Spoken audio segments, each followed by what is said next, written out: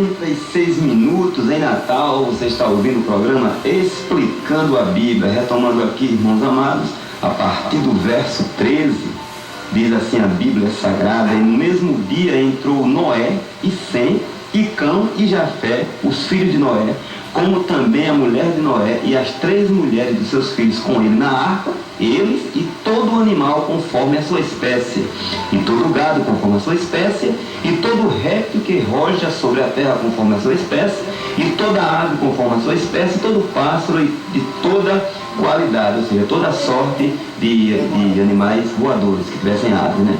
E de toda a carne em que havia espírito de vida, entraram de 2 em 2 para a arca, de 2 em 2 para Noé na arca. E os que entraram, macho e fêmea de toda a carne, entraram como Deus lhe tinha ordenado. Aí o texto encerra dizendo assim, 2 pontos, olha: e o Senhor a fechou por fora. Uma coisa que a gente vê nisso aqui é que o próprio Senhor, ele se encarregou de fechar a arca, possivelmente para evitar sentimentalismo humano, aquele sentimentalismo que às vezes quer superar o amor de Deus, também para garantir a segurança da família de Noé, uma vez que ele próprio, que é perfeito e todas as suas obras são perfeitas, fizesse ali como ficasse de fato aquele caixão no meio do mar, digamos assim, ficasse impermeável. Então foi uma questão de segurança também. Uma coisa que a gente também deve atentar é para a figura do dilúvio, fazendo um paralelo com o arrebatamento, né? Foi oferecida então toda a oportunidade. A partir dali o próprio Senhor se encarregou, fechou por fora para que quem quisesse tinha passado o período da oferta da graça. O que é que a gente pode aplicar isso aos nossos dias, irmãos? Deus, ele convocou uma equipe de um número indescritível, a iniciar desde o período da igreja na ordem de Jesus Cristo,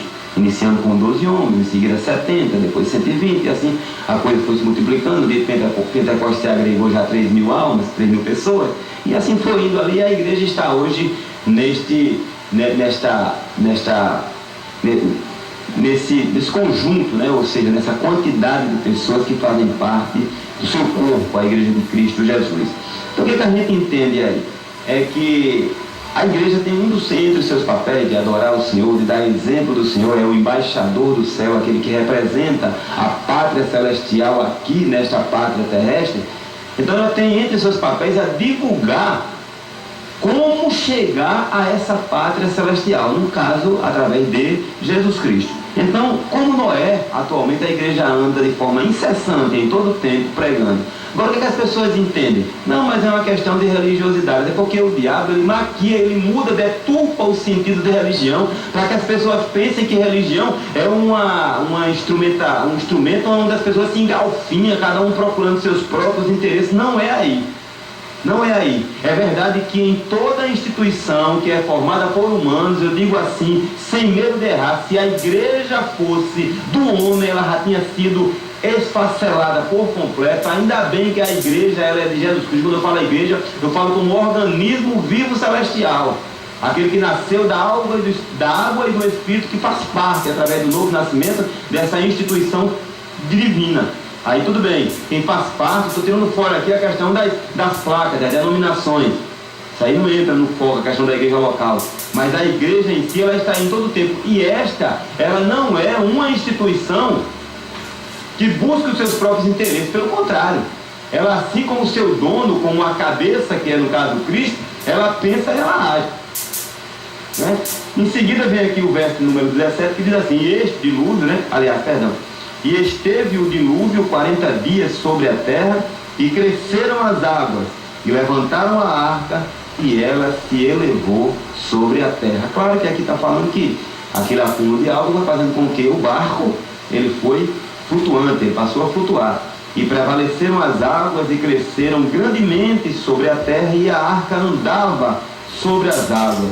Ou seja, flutuava sobre as águas, e devido ao vento que havia, ela mudava de lugar para lugar, e até as próprias ondas que eram ocasionadas pelo aqueles tsunamis, né? Fazia com que a arca, ela ficasse não apenas fixa em um lugar, ela estava solta em cima das águas. É uma coisa até que fisicamente muito comum até os nossos dias. E a Bíblia diz que as águas prevaleceram excessivamente sobre a terra, não da forma natural, mas de forma excessiva, e todos os altos montes que havia debaixo do céu foram cobertos. Aí quanto é que esses montes foram cobertos do que havia debaixo do céu? Quando diz que havia debaixo do céu, irmão, a extensão do céu é imensa, é gigantesca, e é muito maior do que a própria terra.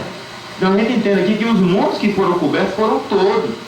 O Monte Everest tem mais de 8 mil metros de sua altura. As comportas do abismo, os tsunamis, juntamente com as chuvas torrenciais que vindas do céu, quando a Bíblia diz abriram as janelas, isso é uma figura de linguagem, né? Foi uma janela aberta, a chuva desceu. É para o entendimento vir, é chuva mesmo torrencial.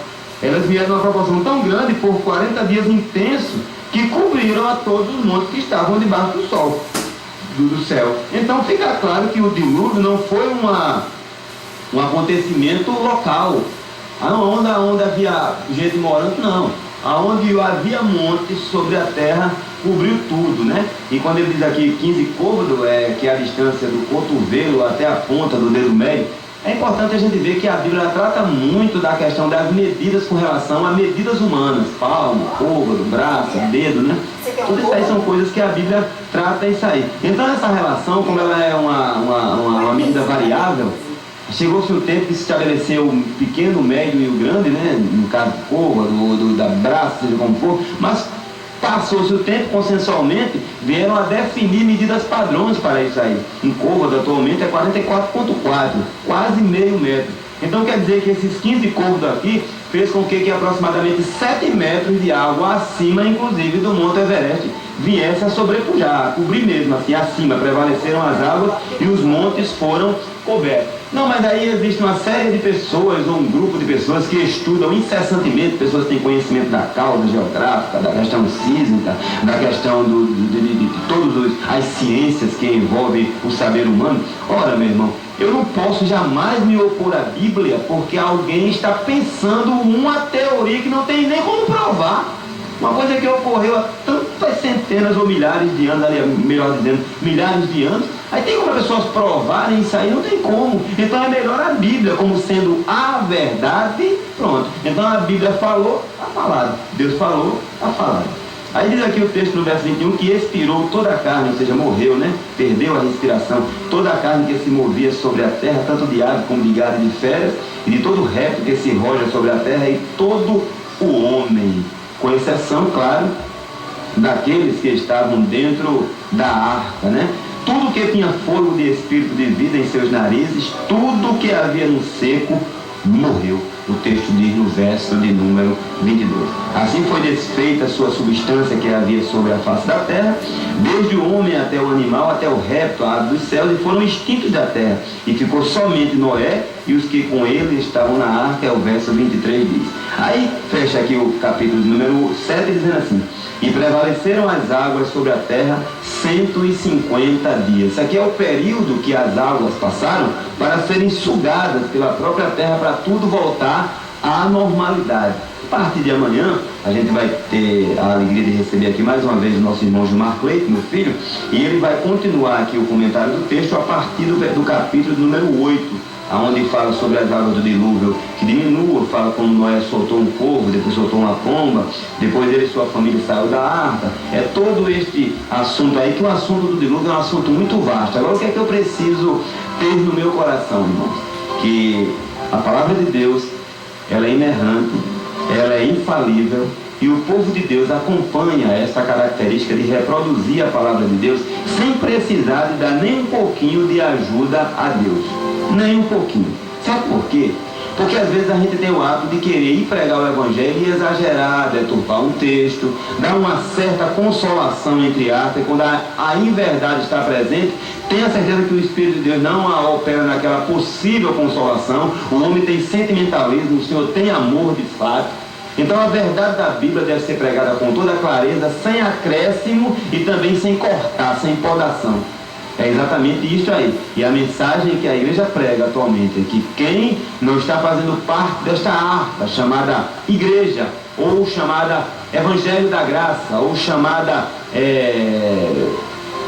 equipe que está candidata a uma eternidade no céu, quem não entrar nela, lamentavelmente vai sofrer todas as agruras de uma eternidade sem o Senhor ao lado. Esta é a clareza.